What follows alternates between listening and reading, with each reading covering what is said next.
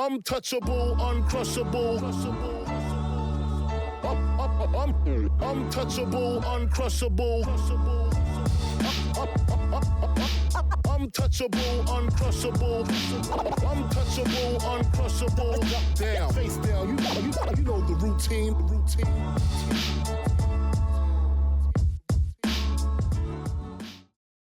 Hello, my name is Sati Gossett, and welcome to another episode of Pan and Zoom, where creatives talk about creating. Today I have a very special guest, Emmy Award winner, Glynn Turman. How are you today? I'm good, Sati. How you doing? I'm wonderful. I just kind of wish you kind of came in on your horse. I thought that would have been better. He made his appearance for the week. Yes, he did. Yeah. He did. And we'll get to that a little bit later. Mm-hmm. But here on the show, we like to talk to creatives in all facets and kind of hear about how they got their start, what was their aha moment, you know, what was the bug that set you on the path of being who you eventually became. Mm-hmm. Your legacy is a part of that journey that started me, you know. Mm-hmm. We have a wonderful man in common in our journey. And I say that because my journey started out meeting your father, the wonderful Louis Gossett Jr., in the Broadway production of A Raisin in the Sun, the original production in which he played, who did he play? Murchison. He played George Murchison, right? Yes. And I played young Travis opposite Sidney Poitier in that original production, written by the wonderful Lorraine Hansberry, who was a dear friend of my mother, Lena McCullough. Wow. That came to pass because we had moved from Harlem, she and I, my mother and I, to Greenwich Village in the 50s. Mm-hmm. And her friends became people like James Baldwin and Lorraine Hansberry and Louis Gossett Jr. And, you know, and so I found myself in the world of artists, which is what that neighborhood was known for, especially in that day and time. No design to get into the business, I tell you. It was all a job. I wanted to be a baseball player. I wanted to be Jackie Robinson, you know. But Lorraine Hansberry had written this play and told my mother she had a part in it for a little boy. Was I interested in auditioning? I wasn't. Because I thought it would interfere with my Saturday's baseball game. Well, it did. And it did, right. And it did for the next 60 years because I became an actor instead of a baseball player. Now, kind of much like my dad, you auditioned and you got the part. Mm-hmm. And from there, where did you start training, like honing your instrument? I started, when I eventually took it seriously, I started training at the High School of Performing Arts. Remember the movie Fame? Mm-hmm. Well, that's Performing Arts High School. So that's where I got my official training.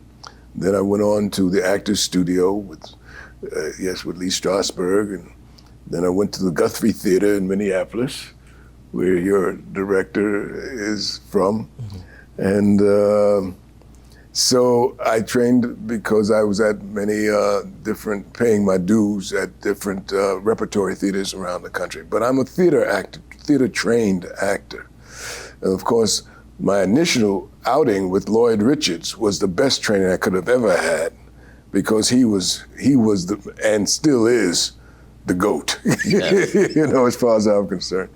Of course, he's trained so many wonderful actors who've come through the Yale Rep or NYU under his tutelage. But to start with that man in terms of understanding what was needed in terms of discipline, in terms of the joy of doing what you're doing, because he made it so much fun, which was important for a 12-year-old kid to say, yeah, I'll go the next night. I'm gonna go, Mom. I'm gonna go. I don't want to be late.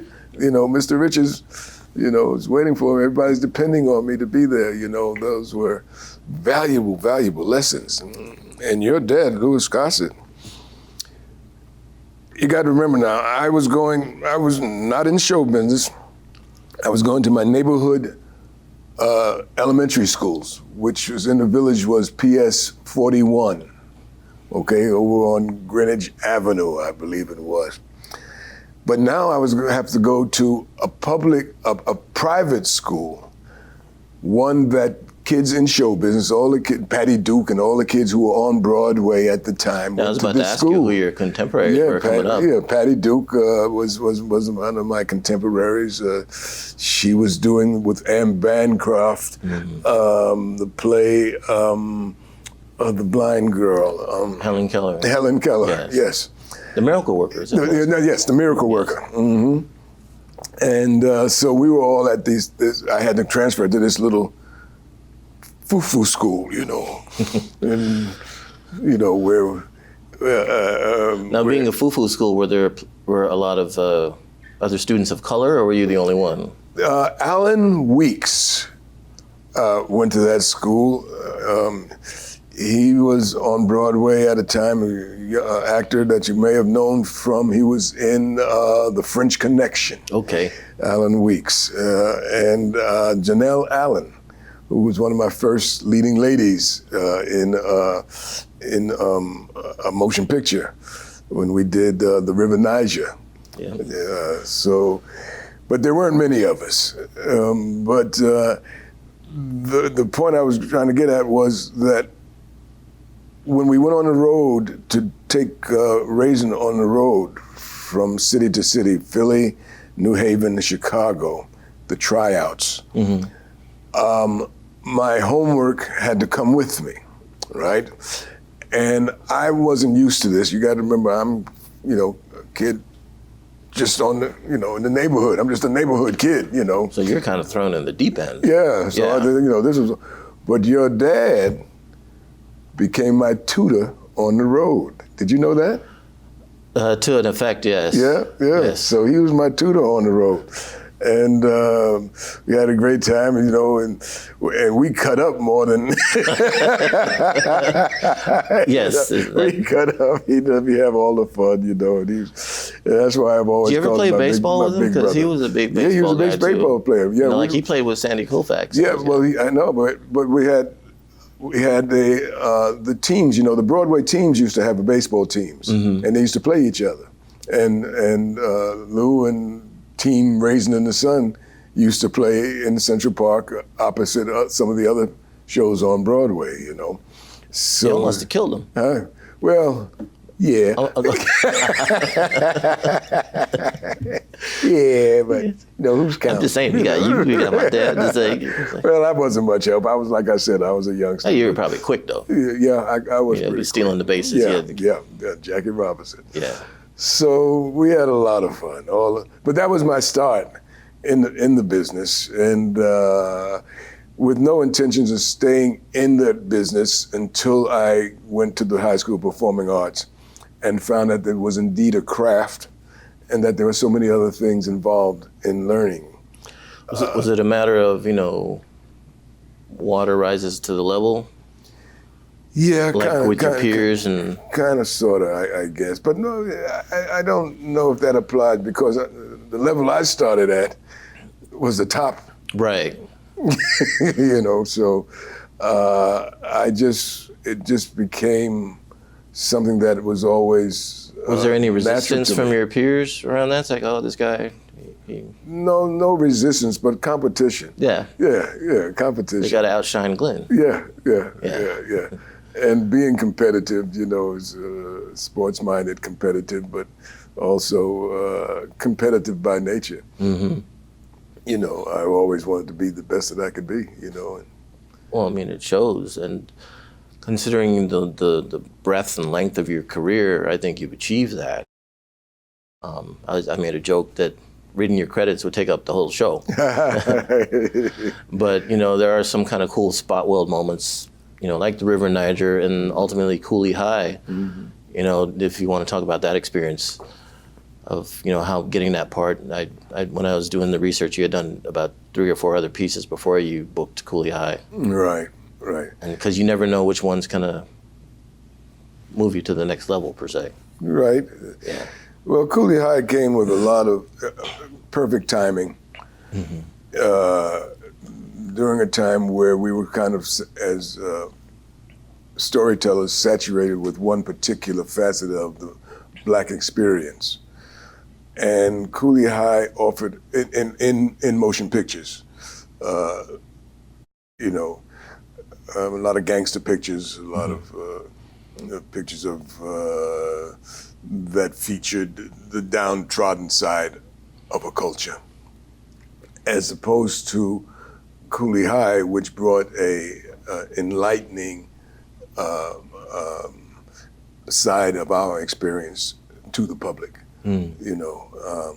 That we were kids having fun, we were coming of age, the music was wonderful in it, the direction by Michael Schultz was fantastic, And so Cooley High stepped in, not necessarily trying to make a space, but it did make a space. That, along with then Cornbread Earl and me and my buddy Larry Jacobs, had done Claudine, and these were pictures that offered a different side of our experience. Yeah, definitely. And from there, you did a lot of cool blaxploitation, which kind of covered that other side that you were talking about, like JD's Revenge. Well, I had to get my gangster on somewhere. Hey, hey, y'all! If you get a chance to see JD's Revenge, you'll be like, "Who is that guy?" yeah, that was fun. The JD was fun, crazy, But it's fun playing the bad guy. But it's really a Dr. Jekyll, Mr. Hyde story, And that's the way I looked at it and approached it, and that made it a lot of fun. There's an interesting thing that I notice about your command of your craft is that, wherever place you go, you're always present in that emotion.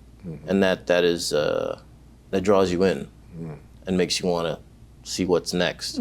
Whether it's a crazy Dr. Jekyll, Mr. Hyde, in JD's Revenge, or the father in Deep Cover, or Colonel Taylor, that's kind of like your kind of common denominator. And I guess when you're such as well established and you work so consistently, do you have like tried and true tools that you rely on when you're preparing for a character? Yeah, of course I have. Over the years you develop a technique that works for you, a style that works for you, a style of working. Can you go more in depth about what works for you? Well, going to performing arts, we studied Stanislavski. Yes. Which is what they call a method of acting. Stanislavski, of course, was a great Russian teacher. And, I'll tell you a story that involves method. Coming out of performing arts, we were always taught the method of, using yourself, coming from a real place, be working inside out, okay? And that had been my approach. That's what I had been trained to do. And 2 years out of school, I get called to go to the Guthrie Theater in Minneapolis as a journeyman, which meant I'd carry a lot of swords and, do a lot, but not a whole lot of talking, not a lot of big roles, but enough to exercise some sort of skill. And Sir Tyrone Guthrie was alive at that time, and so I got to work under him. And we were doing a play called Harper's Ferry about John Brown, the great raid on Harper's Ferry by the abolitionist John Brown. Frederick Douglass was a part of it, and a man named Shields Green, who was Frederick Douglass's bodyguard, whom I played. Now, when the scene goes that we are to enter where John Brown and Frederick Douglass meet for the very first time. And the great Sir Tyrone Guthrie, very British, very tall, very gaunt, very British, says, "Now you, dear boy, when you enter, I want you to cross the stage while delivering your lines, deliver them all in one breath, and finish in this pitch. Ba! Can you do that?" And I was like, what in the world is he talking about? So I said, well, sir, what would be my motivation? Which is, all method, that's motivation, for crossing Lee Strasberg. Yes. Lee Strasberg spoke of motivation. What would be my motivation for crossing it? I wouldn't leave. He said, "You're what, old boy?" I said, "My motivation. This is a new place. I'm Frederick Douglass's bodyguard. Why would I leave him in this new place? I wouldn't leave him and cross over to this chair where you want me to be in this strange place. What would be my motivation?" He said, "Your motivation? I haven't the foggiest idea. Just cross the stage while delivering your lines all in one breath and finish in this pitch. Ba! Can you do that?" And I thought, yes, sir, yes. I can do that. And did you?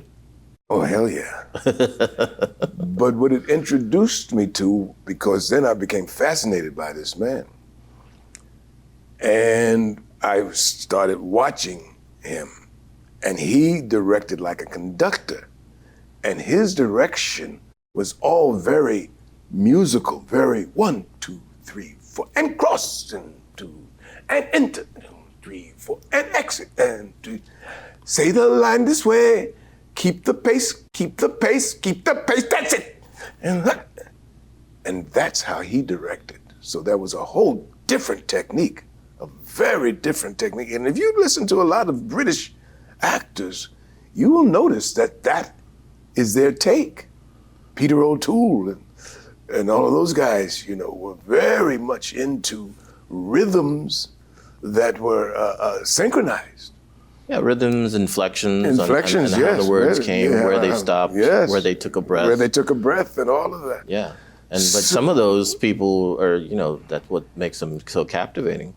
I mean, the only person I can think of right off the top of my head is like someone like a Christopher Walken. Yeah. Who Who does that? I don't know if he does it on purpose. Yeah, for sure. But Michael Moriarty was there at that time, and Douglas Campbell, and Lynn Carrier, who I worked with in Bumblebee. So this was the exposure that I got at that time, and this is what made me realize that there were other methods and other ways, and that I would eventually use a bit of all of these methods to create my own style, and which I call acting for real. Hey, it is. What do they say? Acting is, believable behavior in imaginary circumstances. Mm-hmm. With that being said, what do you expect from a director as an actor? Get out of the way. Okay, you want to elaborate?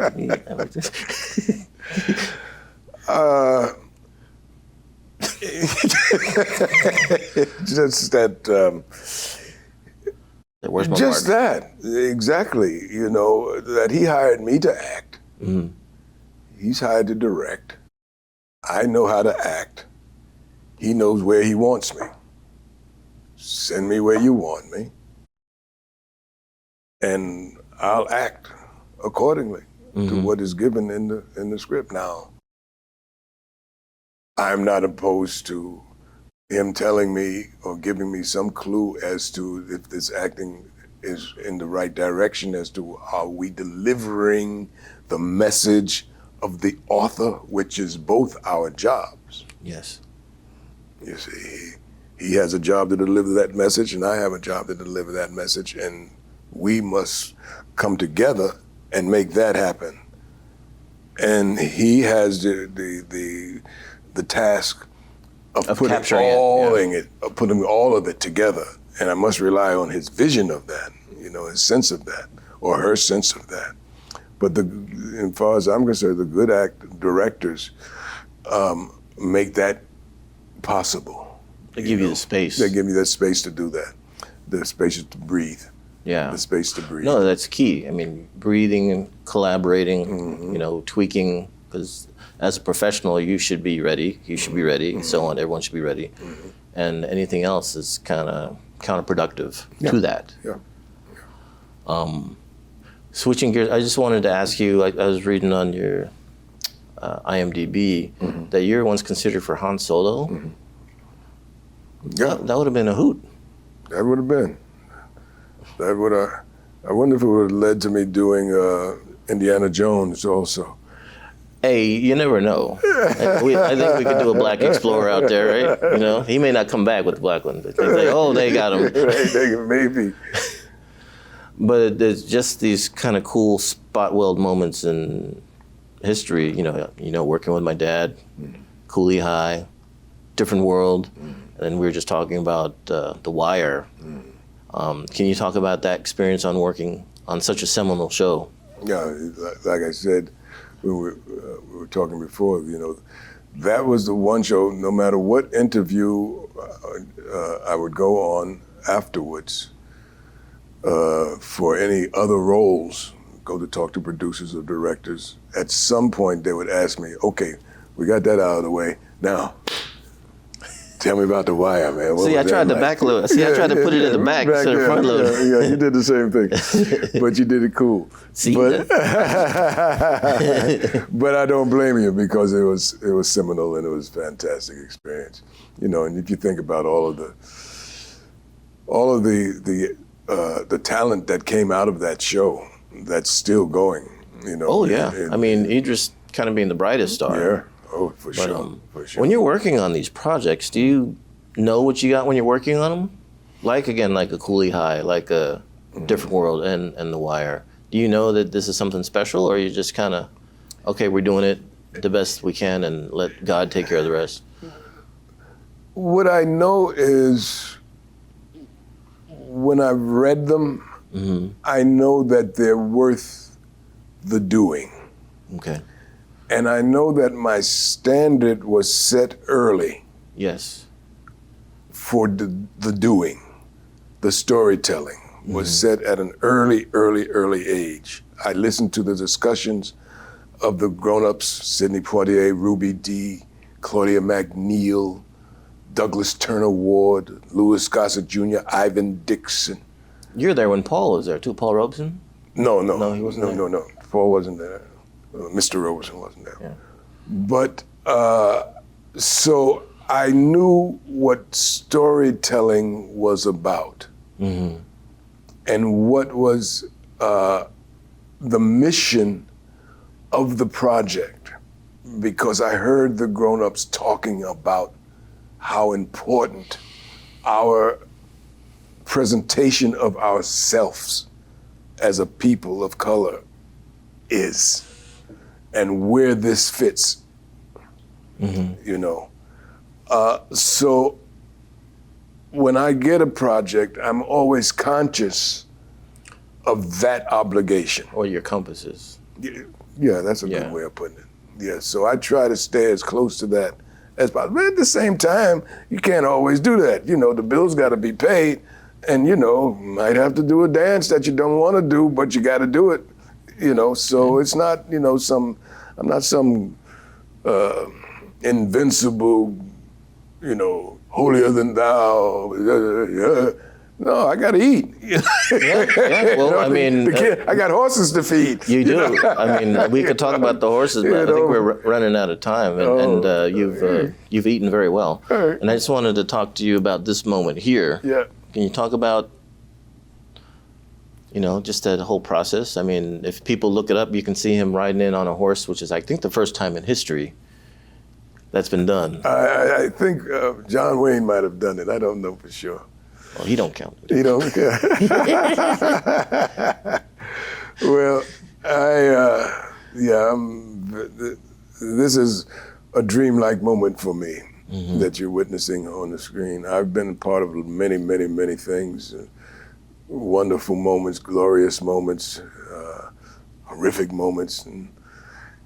And all of those moments I was present. I knew that this was the reality of the moment, of the situation, of whatever that was. I was present in it, whether distraught or euphoric.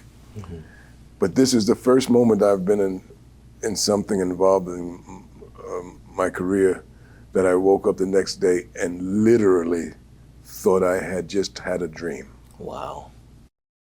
Wow. Well, I mean, everyone that showed up for you, it's as good as it gets, man. And I was just happy to be in the room. Now, we ended by asking, our guests, do you have any words to impart upon anyone that's at the beginning of the journey that you took as a creative? Like in 30 seconds. In 30 seconds, I always say, if you're going to get into show business as an actor, make sure that's what you want to do, because it's not easy. And do it because, don't do it for the fame or the glory anymore. Do it because you can't help but do it, right. And once you start doing it, don't quit. Yeah. Just don't quit. I appreciate your time. My name is Sati Gossett, and this has been another wonderful episode of Pan and Zoom. And until then, keep on coming back. Untouchable, uncrushable. Untouchable, uncrushable. Down, face down. You know the routine.